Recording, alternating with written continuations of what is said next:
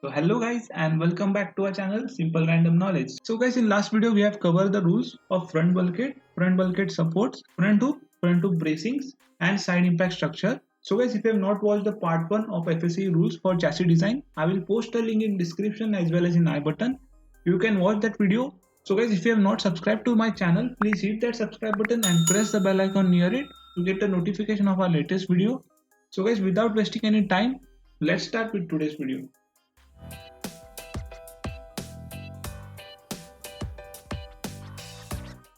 So what is the main hook? The main hook is a roll bar located just behind the driver. So this front hook and main hook together we call it as roll hook. So this main hook is a structure which is behind the driver. What are the general requirements for this main hook? It should have a minimum cross section area of 2 mm according to the rule book, but in the SES they have mentioned that the wall thickness area of this main hook should be 2.5 mm. So you should always check this thickness from SES. Minimum cross section area of this main hook and the minimum moment of inertia of this main hook should be 175 mm square and 11320 mm raised to 4 respectively. Main hook must be constructed of single piece of uncut continuous close section steel tube. This rule we have seen in our front hook. Same rule is applied for this main hook. This main hook structure should be made of a continuous single pipe and it should be bent wherever required, but it should not be cut at any place. It should be continuous and close section. The next rule that we have is inside view, the portion of main hook which is above the upper attachment point of side impact structure must be inclined less than 10 degrees. So this portion of this main hook which is above the side impact structure, that is this area, should be inclined less than 10 degrees. So this area of main hook should not incline more than 10 degrees forward or backward. So guys, talking about the next rule which says that in the side view, this main hook should be braced to the front hook bracing support with node to node triangulation. Now talking about the last rule for the main hook is in side view, the portion lower than the upper attachment point. So here we are seeing the portion above the upper attachment point. Now here we are going to see the portion lower than upper attachment point must be inclined either forward or not more than 10 degrees rearward. So this lower part of a main hook can be inclined forward or rearward but not more than 10 degrees. So this was some general rules. Talking about our next primary structure, that is main hook bracing. So as I said in my previous rule that the main hook should have a main hook bracing. So that is the first definition, that the main hook must be supported to the front or the rear by the bracing tubes on each side of the main hook. So these are the bracing that can be attached at the rear part or the front part of your chassis, but it should support the main hook. Talking about the next point, that is inside view, the main hook and the main hook bracing must not lie in the same side of a vertical line coincident with the top of a main hook. This second rule is applicable only when your main hook is at an angle, but if your main hook is vertical straight, then this rule is not applicable for you. So this rule says that in case if your main hook it is inclined forward and if you attach the bracing at the rear side of a main hook, then this rule will not get satisfied because this rule says that there is a vertical plane touching from your top of main hook up to ground and your main hook and the main hook bracing should not lie at the same side of this plane. In this case, if you want to satisfy this rule, if your main hook is inclined, so to satisfy this rule, your bracing should be at opposite side. So the vertical plane touching from the top of main hook up to the ground. So this main hook and main hook bracings are at opposite side of this vertical plane.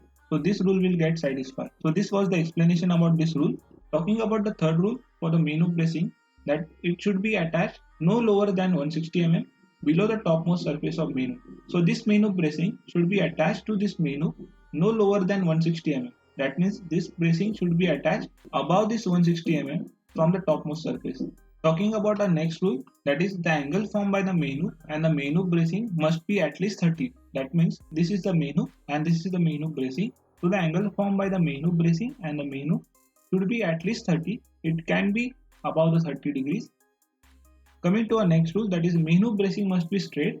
That means if you view this main hook bracing from the side view, this main hook bracing should not be bended at any position. It should be straight from main hook up to main hook bracing supports. Coming to our next rule, that is about the main hook bracing support. The lower end of this main hook bracing must be supported back up to the upper attachment point of main hook. That means the lower attachment of this main hook bracing is this point. This point should be supported back to the front hook upper attachment point of side impact structure and lower attachment point of side impact structure. These are the two tubes that act as a main bracing support, because this tube transfer the load up to upper side impact structure and this tube transfer the load to lower side impact structure. So this way we have completed with the main bracing. Now moving forward is the cockpit. So talking about the cockpit, basically the size and dimensions of the cockpit are dependent upon the templates which are provided by the competitions. These are the templates. Here you can see this is the cockpit template and this is the steering template. So the dimensions of the cockpit should be in such a way that this template should be able to pass through this cockpit easily, and same thing is followed by this steering template should be able to pass up to 100 mm rearwards to the rearmost face of a pedal. That means here is your pedal and this steering template should be able to pass up to 100 mm distance from this pedal surface. So that is the rule for this steering template. Talking about the next rule, that your cockpit should be in such a way that the driver's feet or the leg must be completely inside these primary structures.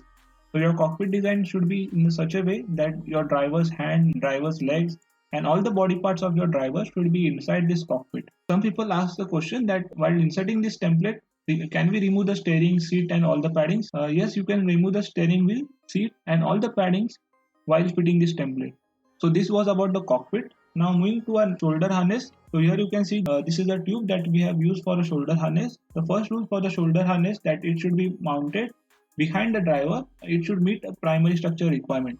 So what are the primary structure requirements? As we have seen in our previous slide, that the primary structure should have minimum wall thickness area of 1.2 mm.